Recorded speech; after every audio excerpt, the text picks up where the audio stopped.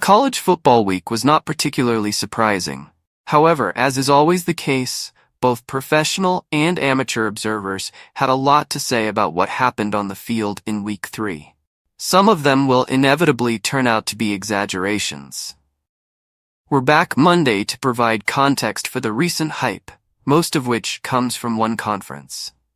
Is there a deeper significance behind this week's overreactions? You will have to be the judge.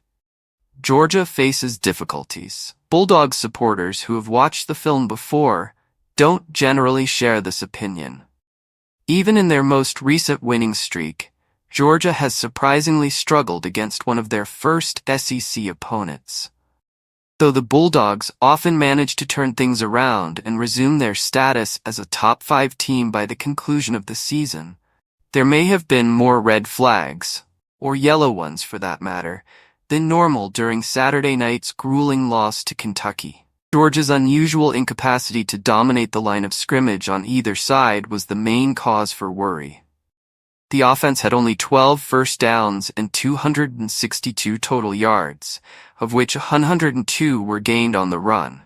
A week after producing almost nothing in a much more lopsided defeat to South Carolina, the Wildcats' offensive gashed the defense for 170 running yards, an alarming amount of which came after contact.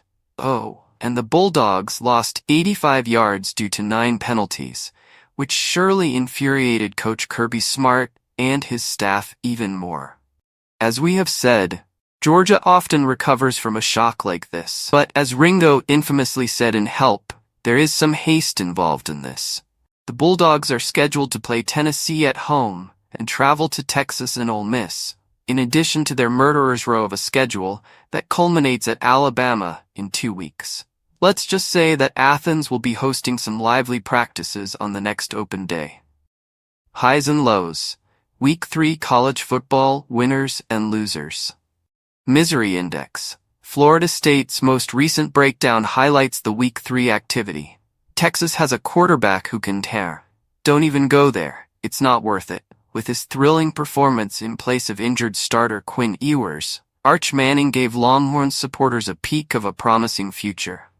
In addition, fans can rest easy knowing that in the unlikely event that Arch is called upon once again, the current offensive will be well managed. Ewers, on the other hand, is the starter and will stay so until he is ready. It doesn't make sense to hasten Ewers' recovery from an intestinal problem. Thus, Saturday is anticipated to be the Manning show. But don't worry, Ewers will take over the position when he's prepared. Half of the playoff spots will go to the SEC.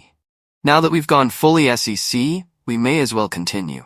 6 of the top 8 spots in the USLBM coaches poll are now held by the league, with a few more in the top 16 apparently buried deep in the shade. The league winner came from a higher division.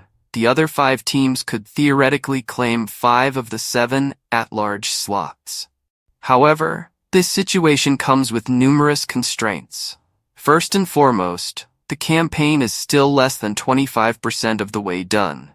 Furthermore, the playoff committee does not base its decisions on the polls. Even so, there's a substantial chance that the clubs at the top of the standings will eventually face off against one another.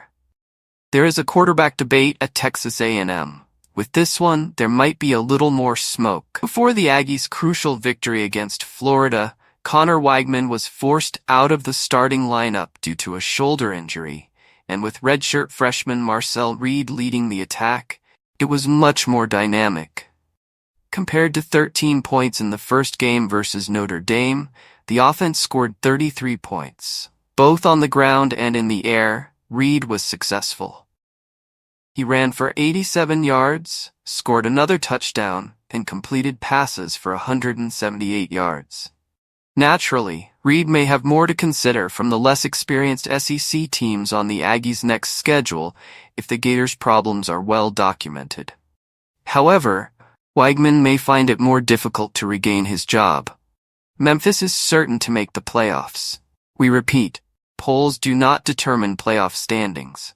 However, with a strong performance against Florida State under their belt, the Tigers, the only team from a group of 5 league presently ranked, would seem to have the upper hand.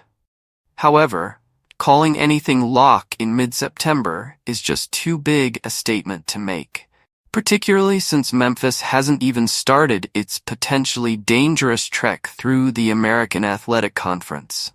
A few more teams from leagues other than the Power Four have also had successful seasons. When all of the players are in the clubhouse, Northern Illinois' victory against Notre Dame last week may have been the greatest. Yes, we have weekly estimates.